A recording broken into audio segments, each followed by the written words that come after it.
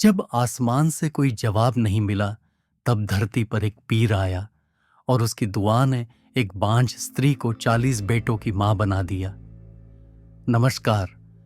आज हम लेकर आए हैं एक बेहद दिलचस्प लोक कथा, 40 भाइयों की पहाड़ी की रहस्यमयी और भावनात्मक कहानी। तो आइए कहानी शुरू करते हैं। कई साल पहले कश्मीर की ऊंची पहाड़ियों में एक धनी किसान रहता था जिसका नाम द्रूस था। हालांकि उसके पास बहुत सारी भेड़ें और मवेशी थे, लेकिन वह और उसकी पत्नी दोनों दुखी थे क्योंकि उनके विवाह के बाद से बच्चे नहीं हुए थे। उनकी प्रार्थनाएं संतों, पीरों और साधुओं की प्रार्थनाएं भी बेकार चली गई थीं। उनका कोई परिणाम नहीं निकला था। एक दिन सफर से थका हुआ एक पीर गांव में से होकर गुजरा। वह श्रीनगर में बाघों और मेवे के उद्यानों के बीच आराम करने के रास्ते में था। जब वह द्रूस के टेंट के पास से गुजर रहा था, पीर ने आवाज लगाई, अल्लाह के नाम पर अपनी खैरात मुझे दे दो। मेरे पास न तो गोश्त है और न ही रोटी का टुकड़ा है। लेकिन द्रूस ने जवाब दिया, मैं अपनी जिंदगी के हर दिन दयालु रहा हूं, लेकिन अभी तक मुझे एक बेटे का वरदान नहीं मिला है, इसलिए मैं तुम्हें कुछ भी नहीं दूंगा। जिसे जन्नत ने मना कर दिया उसे कौन मंजूर कर सकता है, पीर ने निढाल होते हुए कहा और दूसरे टेंट की तरफ चल दिया। लेकिन पीर का युवा शिष्य जो पीछे आ रहा था ने आश्वस्त होकर अनुभव किया कि उसके पास दुखी दंपति को संतुष्ट करने की शक्ति थी। उसने 40 कंकर इकट्ठे करके बिना बच्चे वाली स्त्री की गोद में रख दिए और उसे आशीर्वाद दिया। निर्धारित समय पर उस स्त्री ने पूरे 40 बेटों को जन्म दिया, सबको एक ही समय में। द्रूस बहुत परेशान और चिंतित हो गया। उसे विश्वास हो गया कि वह इतने सारे बच्चों को नहीं पाल सकेगा। हम 40 बच्चों के लिए रोटी नहीं जुटा सकते। वह अपनी पत्नी से बोला, इसलिए केवल एक चीज है जो हम कर सकते हैं, अपनी पसंद के एक लड़के को रख लें और शेष 39 लड़कों को जंगल में ले जाएं और उनको वहीं छोड़ दें। हमारी कठिन परिस्थिति से निकलने का और कोई रास्ता नहीं है। इसलिए एक को छोड़कर सभी बच्चे पहाड़ों पर ले जाए गए और भेड़ियों की दया पर वहीं छोड़ दिए गए।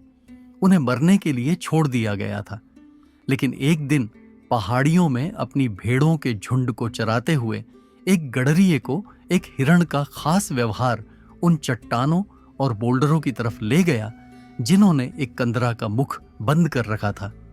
वहां उसने पाया कि बहुत बड़ी संख्या में बच्चे जंगली ट्यूलिपों के बीच में खेलते हुए इधर से उधर दौड़ रहे थे। गडरिया लड़का डर गया। ये बच्चे कौन हो सकते हैं? उसने आश्चर्य से सोचा, ये इस निर्जन इलाके में कैसे आए? शाम को उसने अपने अनुभव के बारे में अपने पिता को बताया और वह खबर ऐसे फैली जैसे उसे हवा ने फैलाया हो। अंततः यह बात द्रूस तक भी पहुंची। वह फौरन समझ गया कि उस निर्जन क्षेत्र में खेलने वाले बच्चे उसके अपने थे। कई महीनों से वह पछता रहा था और दुखी था, लेकिन अब वह खुशी से झूम उठा। वह उस पहाड़ी की तरफ दौड़ा जहां उन्हें देखा गया था। उसने वहां देखा कि वे नन्हे नन्हे बच्चे जंगली जैतून और पिस्ता के पेड़ों के बीच छुपा छुपी खेल रहे थे। सभी बच्चे एक दूसरे से मिलते थे और बहुत सुंदर थे, लेकिन अजनबियों से शर्माते थे। जब द्रूस उनसे बोला तो वे दौड़ गए और खुद को गुफाओं में छुपा लिया। उसने एक दिन एक रात उनका इंतजार किया, लेकिन वे अपने छुपने के स्थान से बाहर नहीं आए और वह भारी मन से अपने घर लौट आया। उसकी पत्नी, जिसका दिल अपने खोए हुए बच्चों की चाह में दुखी हो रहा था, ने एक अन्य पीर से सलाह ली, जिसने कहा, उनके भाई को ले जाओ जिसे तुमने अपने पास रख लिया था।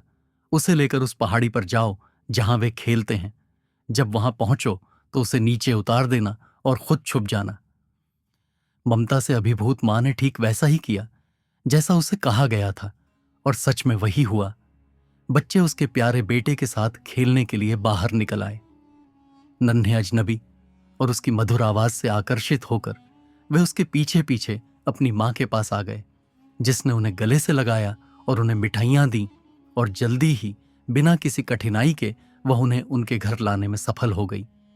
द्रूस बच्चों को वापस पाकर इतना खुश था कि उसने गरीबों को उपहार और भोजन बांटा और गांव में संगीत तथा भोज का आयोजन हुआ। उसने सभी 40 बच्चों को नमाज अदा करना और पवित्र किताबें पढ़ना सिखाया।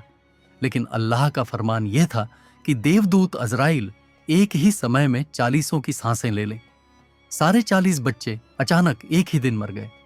पूरे गांव में मातम छा गया और लगातार 3 दिन और 3 रात तक दुआएं की गई।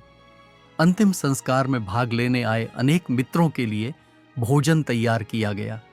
उसके बाद 40 भाइयों को उस पहाड़ी पर ले जाया गया जहां वे पाए गए थे और सुनसान क्षेत्र में उसी पहाड़ी पर उन्हें दफना दिया गया जहां वे जंगली ट्यूलिपों के बीच खेलते थे। और आज के दिन तक बच्चे अभी भी रहस्यमय पर्वत पर घूमते हैं जिसे कुह चहलतान 40 भाइयों की पहाड़ी के नाम से जाना जाता है। अगर आपको यह कहानी पसंद आई हो तो वीडियो को लाइक करें और चैनल को सब्सक्राइब करना न भूलें। धन्यवाद।